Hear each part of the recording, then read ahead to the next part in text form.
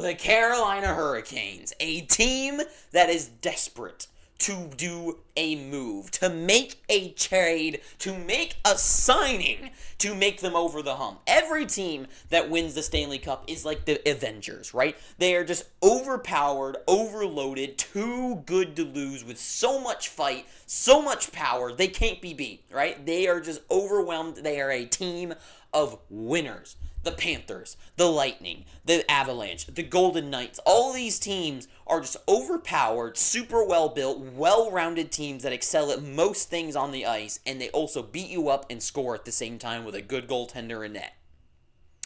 That doesn't sound like the Carolina Hurricanes to me. Good goaltender in net, debatable. Beats you up, they can, kinda. Scoring, no. And that's my problem, right? This team, they lose every single season that they're in, and I'm at the point of what is going to happen. Because this is a team needs offense, right? Clearly, plain as day to me, they need offense and grit added to this team, right? Then you get to like positional problems. Oh, we need a right-handed defenseman. Oh, we need a centerman, right? Those are secondary, right? First things first, you need to get goal scoring on this team. You try for Mikko Rantanen, doesn't work. You get Logan Stankoven, who just signed an absolutely beautiful steal of a contract for Logan Stankoven, 8 years for $6 million. So you keep the guy on this team. You like what he's showing you. He's clearly a 20-goal scorer guy, 20 to 30-goal scorer guy, 60-point kind of player, I think, for easily projectable. Could even become a point-per-game player. The guy looks like an absolute stud, and he's just starting it. He was a rookie this year. So, beautiful contract for him. And also, left money on the table, but now he doesn't have to worry about a spot in the NHL, and he's on a team that's going to win for a while. Beautiful contract. I don't know what the deal with that one is, but $6 million for him, steal. But anyways, so you keep the guy on the team who is kind of a hard-nosed kind of guy. He fights hard, but he can't beat people up. He can't beat up players. He doesn't bring that grit. He can try, but he's undersized. And yeah, he brings a lot to the table, but he doesn't solve your problem, right? You still need some offensive talent. You need a star player. Rantanen didn't work out, but Marner is out there. And I know Marner, and I don't get it. Mitch, and I'm sure it's a deal with where he wanted to go. And I know apparently he was asking about Vegas and whatever, and that's where he wanted to end up going. Sure, that's fine and good. It might not have worked out, but to me, it doesn't feel like they made a trade at him at all. It feels like he did nothing to try to land. They try to land him. So you miss out on the true biggest free agent on the market, right? So now you're left with a handful of guys that are fine and good and can be serviceable top six guys. Some good goal scorers like Brock Besser are out there. And let's see here. Yeah, no, they trade for K'Andre Miller. Yeah. Now, I don't think it's that bad. I know a lot of people are making fun of the Hurricanes and thinking this is a horrible trade, horrible signing for them. He's a controversial player for sure, but here's the thing. The Rangers, I think, are a terribly run organization. They are a horrible development team, and I know this guy is pretty much developed to who he's going to be, I think, at this point, but I think with Rod Brindamore's system and where he fits on this team as a second pairing guy on a team that is very defensively sound, I don't think that's going to hurt him. I don't think his defensive faults, which he definitely has, is going to be that bad on a team that is so well-rounded in that aspect. And with a coach like Brindamore, I think that'll help him out regardless. And the Hurricanes are a team desperate for a guy that'll take chances and do something on the power play. Do something on 5-on-5. Get the puck on the blue line and try to do something weird. Sure, it's like a Marner kind of thing where, he might do something really stupid that coughs you up a goal. But at the same time, he might cause you to get 2 goals, right? And for a team as desperate as the Hurricanes to bring something to their power play, which is atrocious, to me, Miller, who will be on that power play unit, will get on the ice and he will do something. He might get the puck on the blue line, and he might do some weird spin around a backhandy spin pass to a random guy. But a team like the Hurricanes need that kind of juice to their lineup. They need it. I like it. $7.5 million for him seems like an overpay right now, but remember, we're in a different cap era. I think that's fine. I think it's overall a fine, sound thing for the Hurricanes to do. But there's still a problem for this team. Offense, center depth, right-handed defenseman. Yeah. Let's think about it. Okay, right-handed defenseman. Oh, Brent Burns. You already have him on the team. You have tons of money to spend with $18 million now left after your couple of signings. Let's see here. 1 year for $1 million. Yeah, no, Colorado can take you. Brent Burns was absolutely fine for the Hurricanes. 1 year at $1 million. I cannot believe that they just let him go for that to the Avalanche. Can't even believe that. Yeah, so to me, ridiculous signing for the Hurricanes not to pick him up. So now there's not really any good defensemen left on the board. Main guy, though, is Nikolai Ehlers, fellow Dane to Freddie Anderson. And he's a guy that is a good 60-point, pretty much solid 60-point guy. You can bet on him making at least that. He's a good 20-ish goal scorer.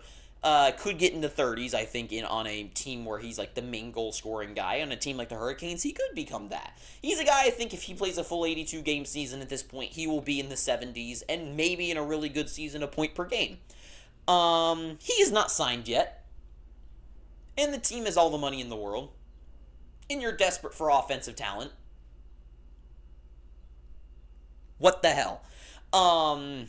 Yeah, so Nikolai Ehlers is still out there, though, so it's not like he's taken. But what happens if Ehlers is poached by the Philadelphia Flyers? What if he's poached somehow by the Tampa Bay Lightning? Apparently want him too, right?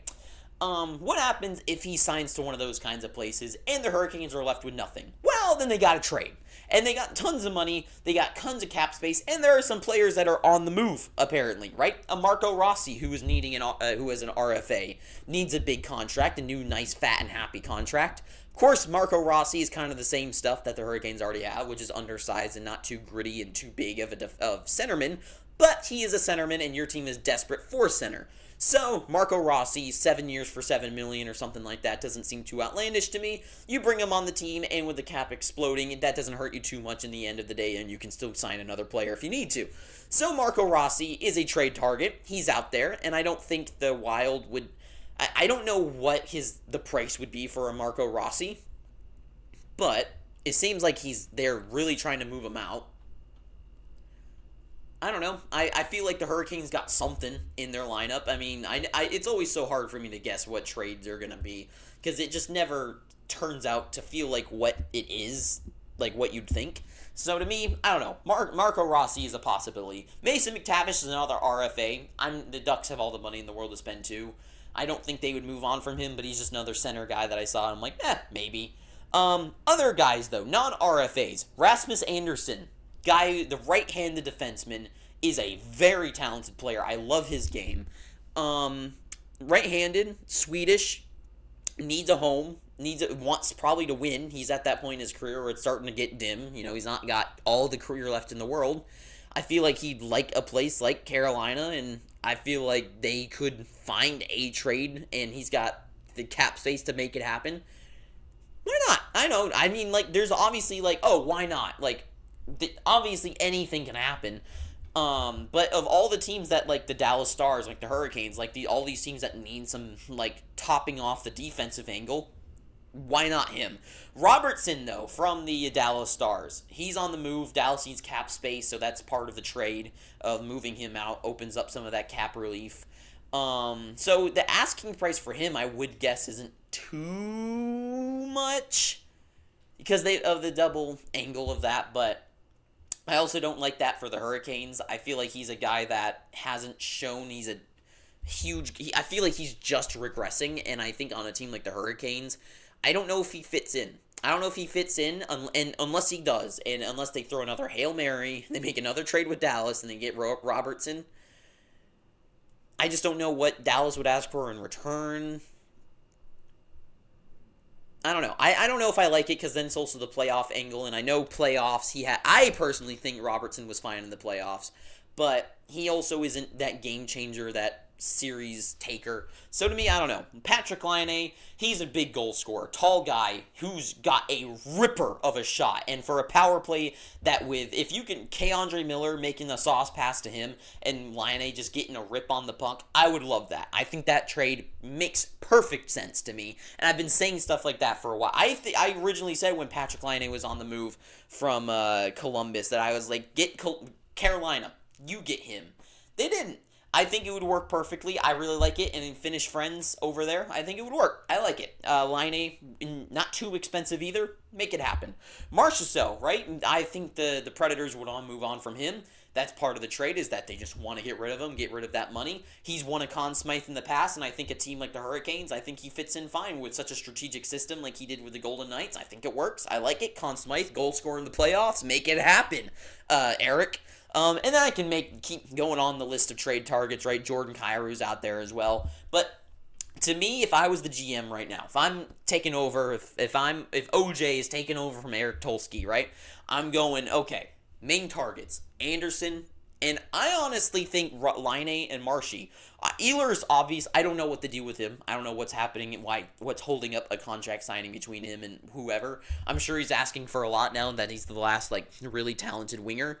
So he might be holding at 9 or something, and that's just not what teams want to be signing him at. But to me, if I could land an Anderson to really pad up that defense again, and then find someone like a Jonathan Marchessault in a trade that doesn't cost too much, and then find another trade deadline pickup or something, but then that still doesn't solve center depth. I don't know. I also wonder, are they not really worried too much about contracts right now because they're waiting for next year? Or maybe these guys who are 1 year left on their deals, and maybe they're waiting for Connor McDavid to come up onto the market. I don't think he would ever sign in Carolina. But are they waiting for him? Are they waiting for Pasternak? Are they waiting for Jack Eichel? Are they waiting for all these guys whose contracts are ending next season? Or if someone on that last year of their contract, like Mikko Rantanen or like a Marner, who are on the move, and they could make that big trade and have all the cap space to bring them onto that team. I don't know what the agenda is for them behind the office, but to me personally, it is nuts to me that they have not done anything. It is ridiculous. And the couple of moves they've made, I mean, I'm happy with them, but there's still so much more to do. And this is a team that, I don't know, maybe this is a year they sit back and they go, you know what? We're going to sit back this year. We're going to let time go on. We're going to sit with what we have, let this season play out, and then we'll attack next year. Maybe they're doing that, but that is so lame. This is a team that is needing to win. But that is all I gotta say. So thank you for watching this. If you made it this far, I'm begging you to subscribe. And until next time, too sweet. Have an amazing day, and ta-ta for now.